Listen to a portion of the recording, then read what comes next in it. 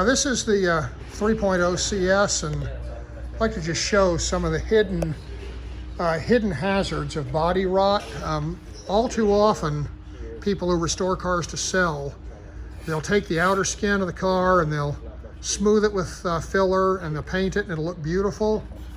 But cut away the outer skin and what do you find? You look under here at the structural panel that's really the core of the car, and you see how on this car, this actually starts to be rusted out. It is completely rusted away where it joins the rockers.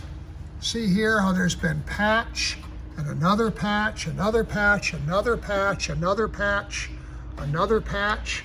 See how they've got a rotted edge and another patch, all patched time and again over the years. But look in here at this hole where the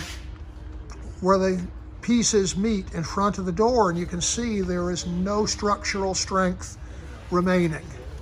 And the same situation exists in the back of the car with multiple layers of patching. And the proper way of repairing it is seen on this side of the car. You can see where this has been completely cut away. New repair panels are made to go in there. Those new panels are going to join to new inner and outer and intermediate pieces of the rockers. New panel will go in here to replace this. It will join down there.